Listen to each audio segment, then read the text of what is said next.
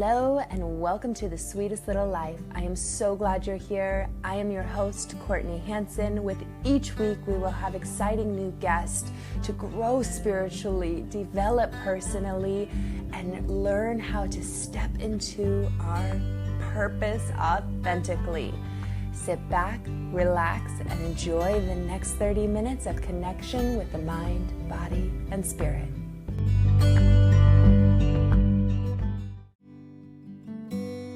We'll return soon after a quick message from one of our beautiful sponsors. Stay tuned.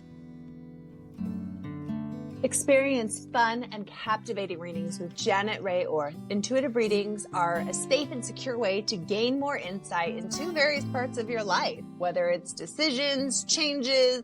These readings are an excellent way to explore the thoughts and feelings that keep you locked away and to better discover yourself, your beliefs, and the limits in your emotional, physical, and spiritual well-being. Janet also facilitates highly popular workshops in various cities like Tucson, Arizona, all the way to Naples, Florida. You can discover all that Janet's services by visiting her website at www.janetrayorth, and also by signing up for Janet's newsletter to find out if she's coming to your area and stay in the loop with all of her latest updates and offerings.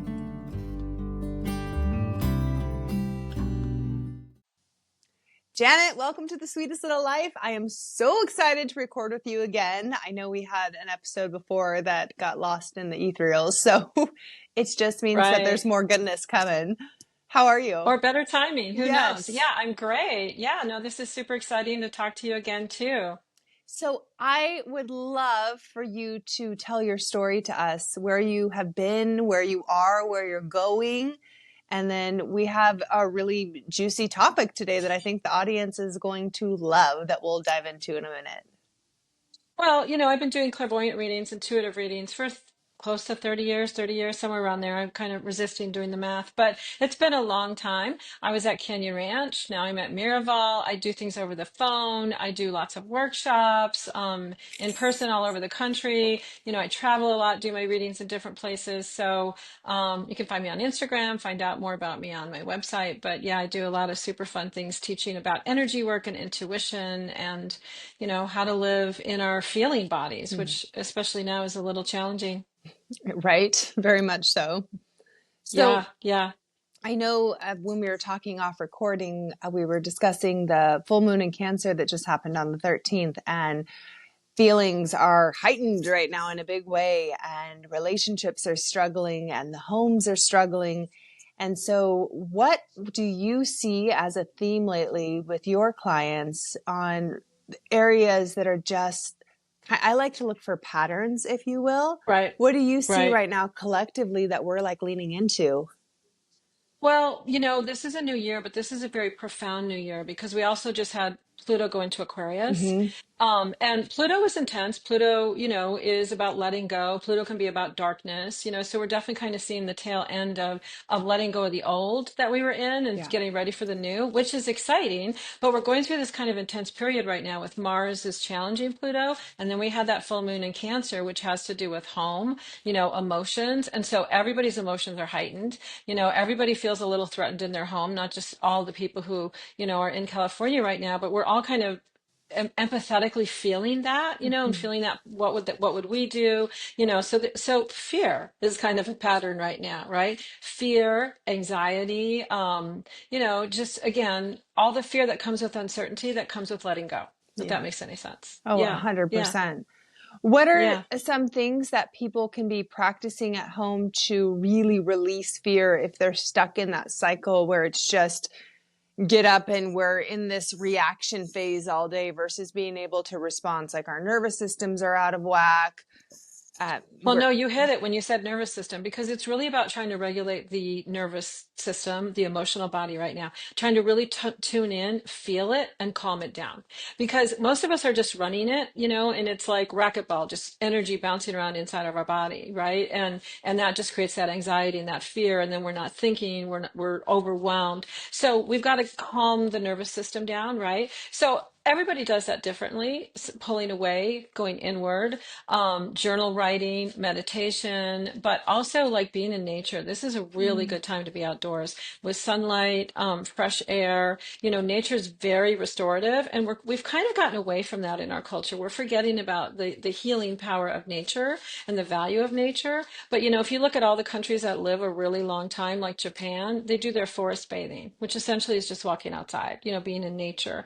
So that really resets the nervous system, being with animals, being with children, anything that gives you joy. This is a really good time to be focusing on joy, because when we get fearful, especially when we're afraid of loss, we tend to go into overdrive and all the things we can control, you know, work harder, do more, you know, and that just creates more stress and it's more forward motion, but it's not really making anything better.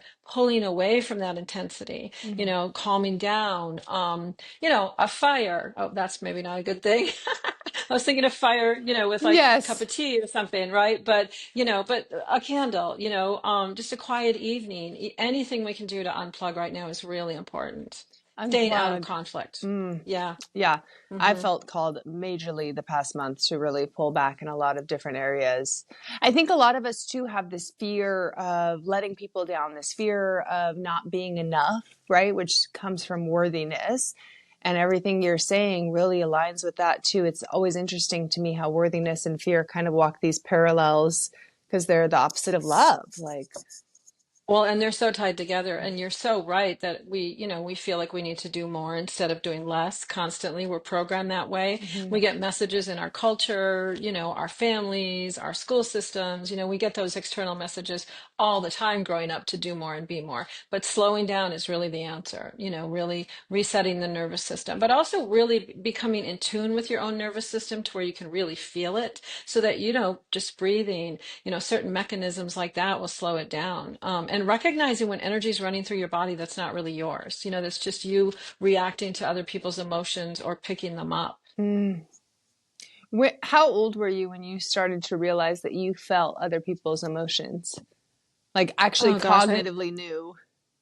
well, that's a really good question, because you know how we have that expression, hindsight is 2020? Like looking back, so many things make sense to me. I don't remember how many things made sense to me at the time, you Yeah. know, if I knew what I was doing at the time, or if I knew what I was feeling at the time quite as much. I would definitely say I remember when I left home at 18, really thinking to myself, already knowing I was very intuitive. And you know, I have a great mind. I became an accountant for a while. I shouldn't say great mind, but you know, I have a linear mind, so I can think clearly, and use all of those kind of tools. But I remember thinking to myself, if there was ever going to be a time in life when I had to make a decision based on my head or my feeling body, I already knew I was going with my feeling body. Mhm. Like I already had a lot of confidence that said, you know, that's going to be the right answer. My gut knows, you know. So Right. I'd been doing it for a long time already. But again, I don't remember the specific, you know, kind of when I mean, I remember even at 12 kind of becoming really aware of just feeling things in the room, maybe feeling things that other people weren't feeling, or at least not talking about. You know,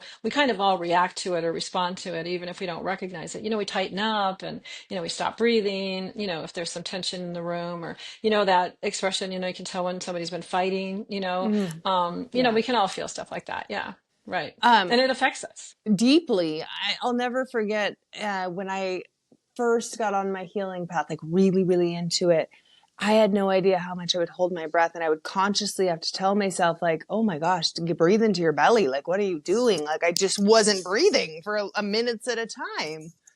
But No, that's really common. That's really common. Yeah, because think about if somebody sneaks up to scare you. We yeah, tighten up and we hold our breath. And we're doing a little bit of that all day long because we don't know what energy is coming at us. You know, we've all felt the energy of judgment or other people's expectations, or like you said, disappointment. So we're always a little bit like, "Ugh, what's gonna, you know, we can feel that energy coming. So we're tightening up, we're ready to resist it. hmm You know, kind of like if you play sports and you know a ball's going to hit you, you can't get out of the way, you tighten up to resist it, right? We're hmm kind of doing that energetically, and that's why we hold our breath. And we tighten our muscles too. A lot of us have, you know, a lot of tight muscles, and, you know, that's exhausting. You know, sensitive people universally say to me that they're so tired, right? Because between holding your breath and then tightening your body, that's a lot of energy, right? And we need the oxygen to replenish our bodies. and constantly doing that all day long.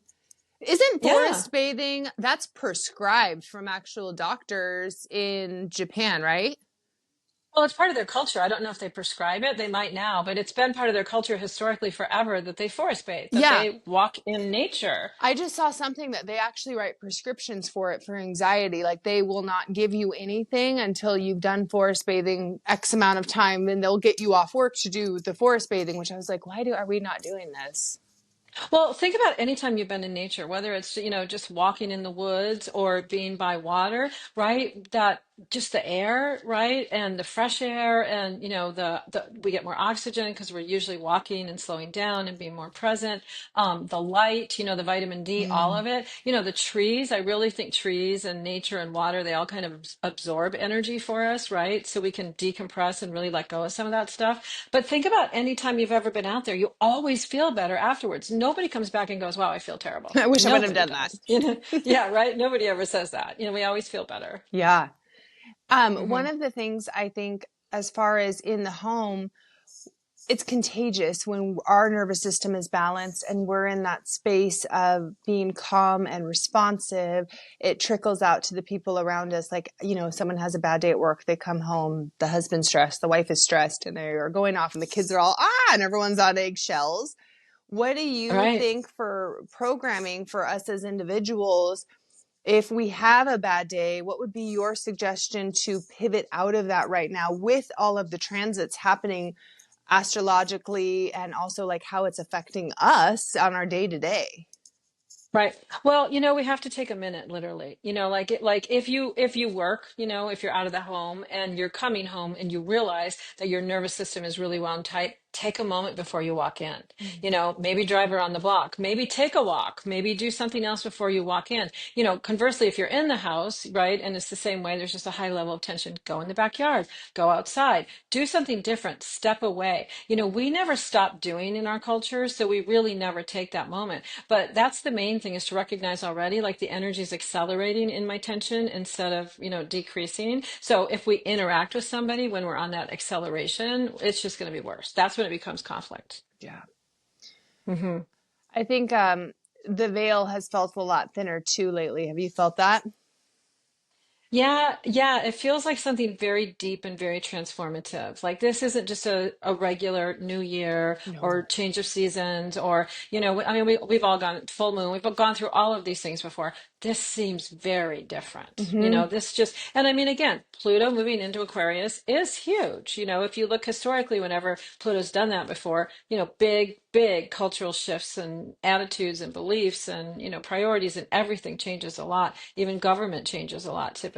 Mm-hmm. Religion has changed a lot in the past during, when Pluto changes. So we're feeling that. We're feeling that, which again triggers fear because, most of us don't like change. We Right. don't know what's coming next, even if it's going to be great. We don't know that. We're not there yet. That's why so many kids, first semester of college, even though they're excited, they're scared, and sometimes they melt down because they just don't know how it's going to end. Mm.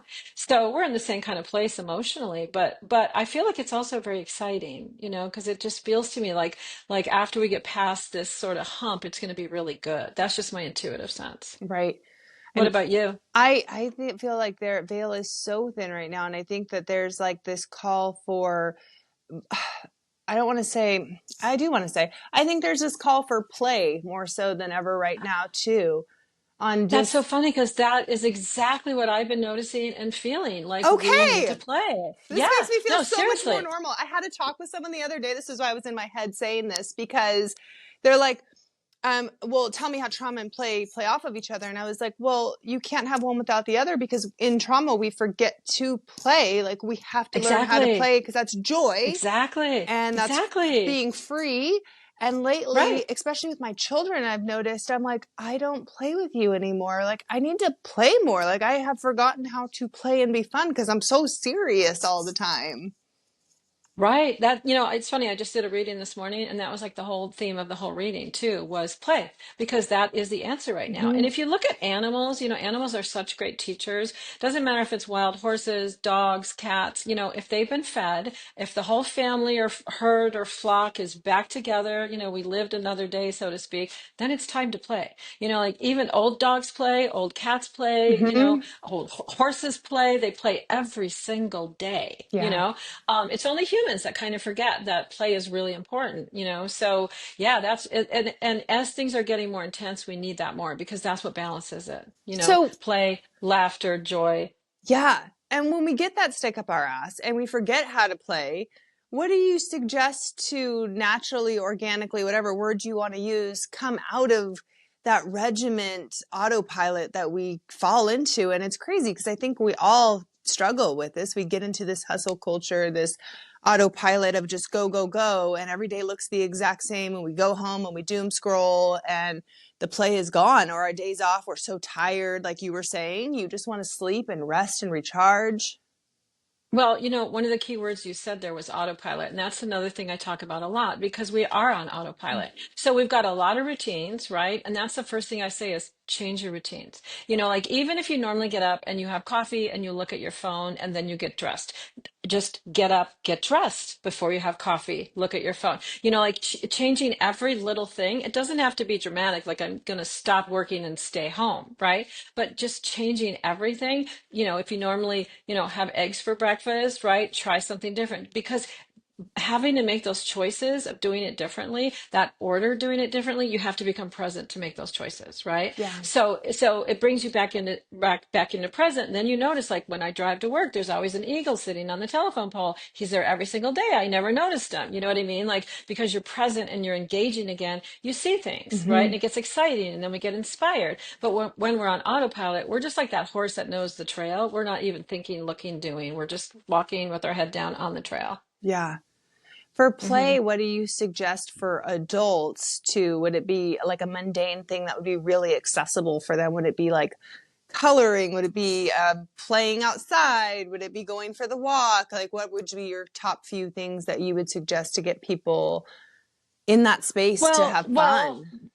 Well, honestly, your play might not be the same as my play. But Yeah. what I tell people is to come up with a list of the things that you enjoy. So, for example, I love my animals. So I've got dogs, right? And there have been days when, I've had a busy day, things are crazy, especially like before my daughter was driving and she had so many activities and the day just gets so long because you're going so Mm-hmm. many places. So I only have 20 minutes, right? But if I go in the backyard with my dogs for 20 minutes, the first even five, I might sit there and be like, there's just put that ball away. I don't want to play. Like I'm annoyed. They're even showing it to me. But then they just keep dropping it, keep dropping it. And the next thing you know, I'm throwing it. And the next thing you know, it's a beautiful day. I'm having fun. They made me laugh. And 20 minutes turned my day around. So you kind of have to have a list because, some days you only have 20 minutes, Yeah. right? Like if I have 2 hours, I might go for a hike or go ride my horse, or read a book or take a bath. But, honestly, I can't go 2 hours ride my horse every single day. You know Right. what I mean? Like you can't always get 2 hours. So you have to know what you enjoy and you have to know how long it takes. And then you got to just pull something off the list, like maybe some days you take a walk, maybe some days we don't have the energy to walk, but literally if you just sit in the backyard with the fresh air and the birds singing, it's going to change you. Oh, yeah. I think there's so much magic in the mundane moments that I think so too. we just zoom I past. I call it simple pleasures, because there's a lot of things you can notice if you're Yeah. really paying attention, but we can easily miss. Like one time when I was riding my horse, you make a lot of you make a lot, kissing sounds, clicking sounds, different ways to trigger a horse if you want him to trot or walk or, canter. And, my horse was not really, they're like kids, they test you a little bit. So he wasn't quite being so cooperative. So I was having to, do the sounds a lot, but the birds in the trees started doing the sounds with me. It's Oh, like they that's were trying to awesome. encourage him. They were mimicking, right? But if you really weren't, I pointed it out to my trainer because if you weren't really listening and going, that is the exact same sound I just made, but like, in their sound, you would miss it, Yeah. like it just felt to me like little kids going, come on, you can do it. Like they were really coaching him, but Right. again, you could miss those things. Mm-hmm. Um, There's a lot of them. for sure. I think one of the things that I've noticed a lot too is the synchronicities of when I'm able to get in that space of slowing down, like you're talking about. Is, I had this moment, was it 3 days ago? It was recent. And I had this moment, I'm driving in my car by myself, and which is rare. I usually have a child or three with me in the car, and I'm driving and I'm like, everything was kind of just, it was like a small, like a little alignment, right? Like there'd be an angel number here, a song here that my grandma sang to me when I was little, catch a falling star and put it in your pocket. You know, that old song? Oh, They don't yeah, play that on the yeah. radio. It just popped Right. on the radio. And so all these little things started happening. And I'm like, but it was all within a 10-minute period. And I'm like, oh my gosh, we make our own reality. And I had not been looking for the beautiful things and synchronicities all around me that are working because I'm so freaking focused on what's not working and needs to be fixed. And it was this Gosh. major aha for me. You're so right. I mean, that is something that happens to all of us all the time. And especially like you're saying, signs from departed loved ones or spirit guides or spirit, our higher self, anything like that. You know, people sometimes come to me and they say, you know, I used to hear my dad all the time, but now I can't. And I look and I'm like, but he's right there. You Mm-hmm. know, like it's really just like you said, unless you're really open, you can't be aware of the message or receive it. So, you know, if you slow down, if you're in that joyful space, if you're present, boom, there it is, you know. So it's always around us. Mm-hmm. Um, Ouija boards. What are your thoughts on that? I don't really have any thoughts on that. I mean, you Okay. know, like everybody, maybe as a kid, I played with it a little bit, you know, Yeah. in slumber parties and stuff, but I haven't done anything with it since then. I don't really know. So You off mean the like wall. using it as a tool or something to try Yeah, to, I had I was uh-huh. actually reading the comments to make sure I didn't forget any questions from the audience, and that was one of the questions for this episode was what are your thoughts on Ouija boards? Sorry if that Well, was so left if field. No, that's okay. So if somebody was going to use that like as a tool to try to get a message, that's almost like automatic writing in a sense too, right? You know, or journaling, you know, where you're journaling, but you feel like you're journaling another message, Hmm. you know, like, and some writers will say that, you know, some writers of great music or even great books say, I just felt like it just came through me, you know? So it's a tool to use, you know, we can use any tool like that, especially in the beginning, Yeah. you know, eventually, you know, maybe we don't need the tool, like something between us and the message, we can just go direct to the message. But in the beginning, it's a little affirming. If you're thinking something, or even like, you know, if you pull cards like out of the tarot, right? And you're thinking, gee, this seems like a really great day, really abundant day. And then you pull a card to see what it says, and it's the Queen of Hearts or coins, actually. That would be abundance. That kind of validates that, wow, my intuition was right on, right? Because of the synchronicity. Eventually, again, we don't maybe need that external validation. You know, maybe some days we still do. But I think it's a tool or, you know, a stepping stone, like I said, to just kind of really validate and see the synchronicities, you Hmm. know? Does that make sense? Absolutely. I know. I like the rods on the little. It's basically the Yeah, same yeah, thing. You know, and you can yeah, spell stuff yeah, out. right. Those are really cool too, I think. Or a pendulum, you Hmm. know, where you do yes or no. I used a pendulum a lot when I was in the beginning, when There's I so was many developing great my, starter tools. yeah, yeah, yeah, exactly.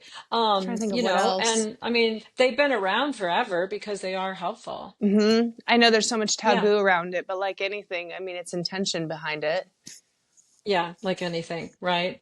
We can make Yeah. something, that whole like duality that we get the privilege of having. And judgment, you know, Hmm. judgment's just a part of the world. You know, we can judge things that are good or bad, and, you know, it's really irrelevant. Yeah. Did you ever struggle with judgment when you first started really coming out and like choosing this as a career path?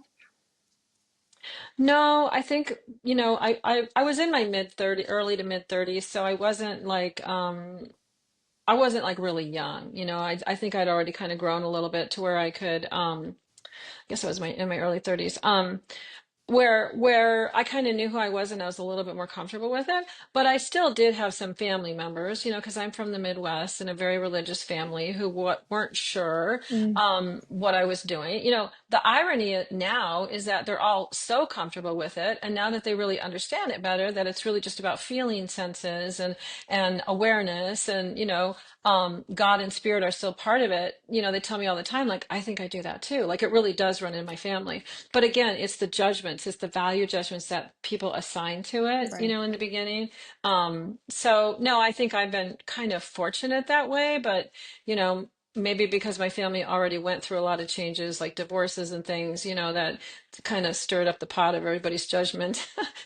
By the time You're like, this I was came already along, it wasn't through quite, it. it wasn't such a big deal, you know? Absolutely.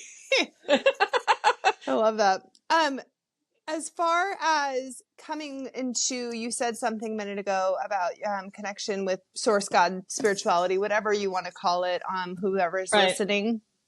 What would be your top tips for developing that relationship to really being in that space of surrender at all times? Because that's what it comes down to, realizing you're not running the show. Right. Well, and that's probably one of the biggest challenges for people, even people who might, really assert that they know there is a God, or spirit or the divine or whatever, like you said, whatever you want to call it, who are not atheists, still having faith that that God, that spirit, that divine being has your back, really walking in faith, walking the talk, so to speak, like that's a whole other thing. And this is something I counsel people about a lot, because when you get to that space where you really walk in faith that things happen for a reason, it's going to be okay, God does have my back, my prayers will be answered, things like that.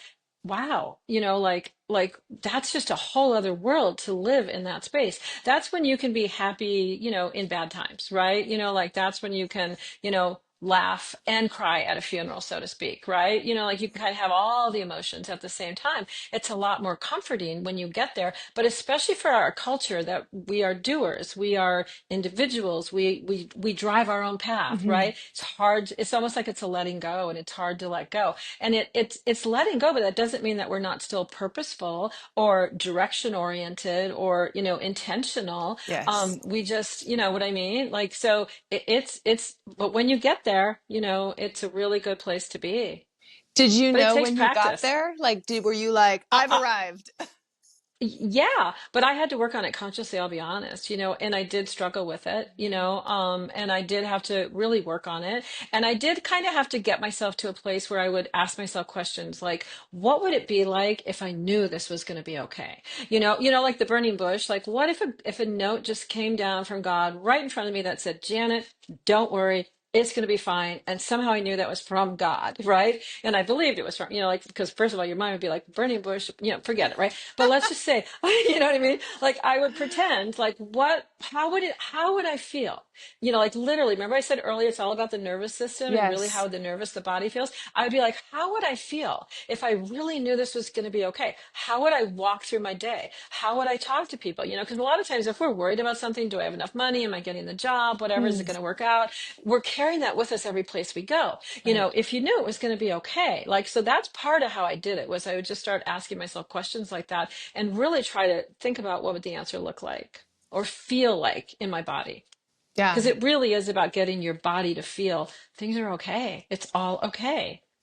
Yeah. If I feel like the minute that big metal plate left from my head to my body and I was able to respond down here more, my whole life changed, because then I knew the second that my nervous system was off. I knew when something felt wrong in my tummy or my heart was tight. And like when we can acknowledge that and plug into that without turning it off and like being dissociated.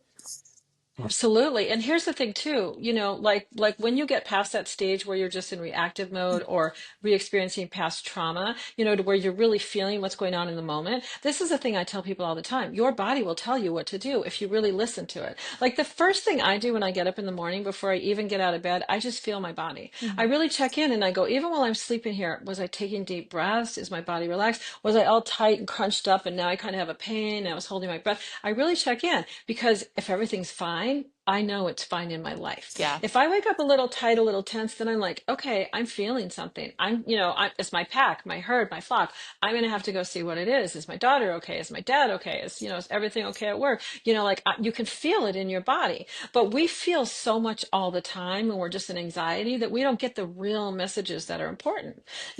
Like I use this even like when people are trying to make a decision, and I'm like, okay, so if you've got two job offers, you're just out of college, let's say, or something, and you've got, maybe Google or Facebook or whatever, two companies that are both good, both big, both the culture you want, both kind of same salary, both the same job description, how do you decide which one to take? And I go, okay, so when you think about job A, are you excited in your body?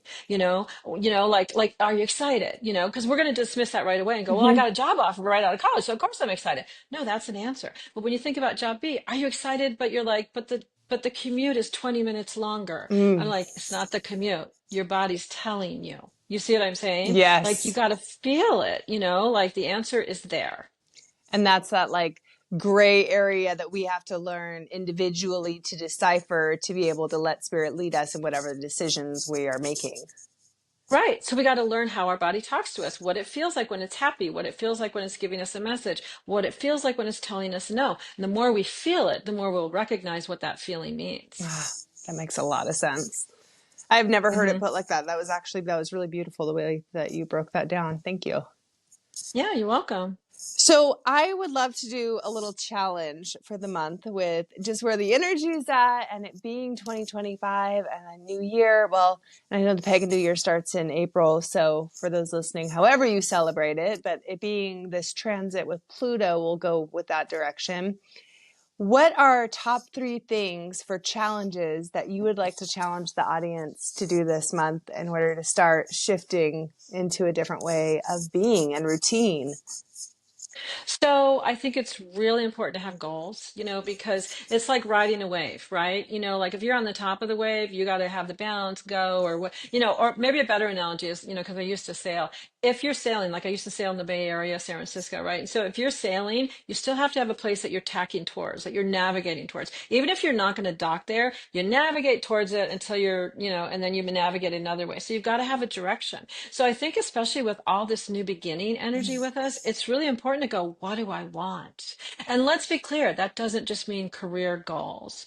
What do I want to feel this Yeah. year? Maybe I want to play more. Maybe I want more time for leisure. Like really starting to envision with optimism and excitement what you want. That's Right. a really important step. Because if we do that, we can start living it right away, right? That's when you can start really pulling it into your body, going, wait, I want more fun. Did I have fun today?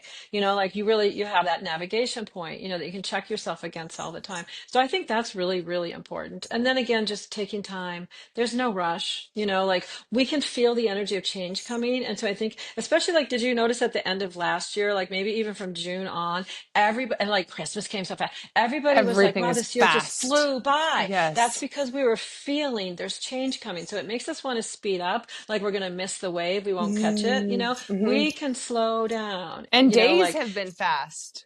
yeah. So, kind of going against that and realizing, the change is coming. I don't need to worry. I don't have to rush to keep up with it. I'm fine. I can slow down.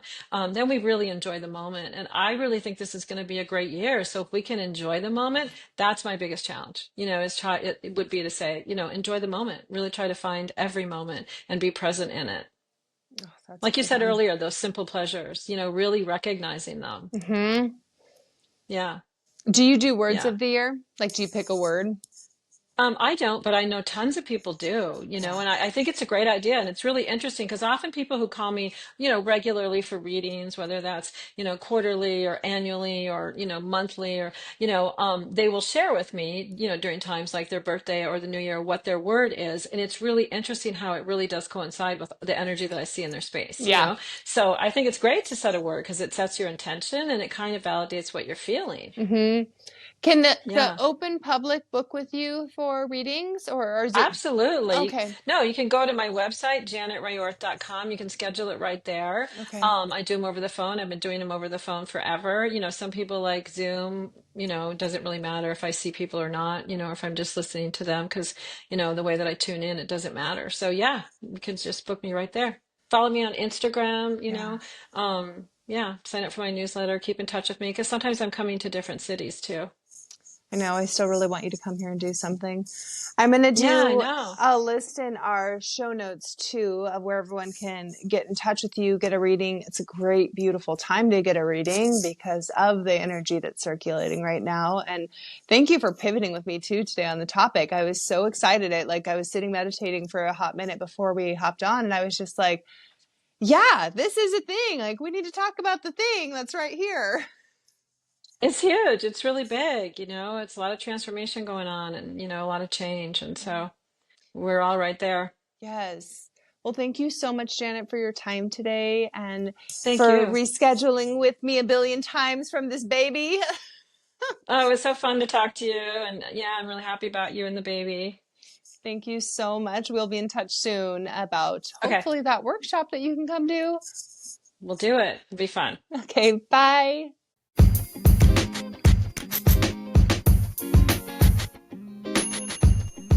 Thank you so much for joining us today. If you have a takeaway or something from the conversation that really just resonated within your heart center, I would love to hear about it. Please leave it in the comment section so we can give you more of this content. As always, please subscribe, save, and sharing is caring. We love you to pieces. Have a beautiful and blessed day.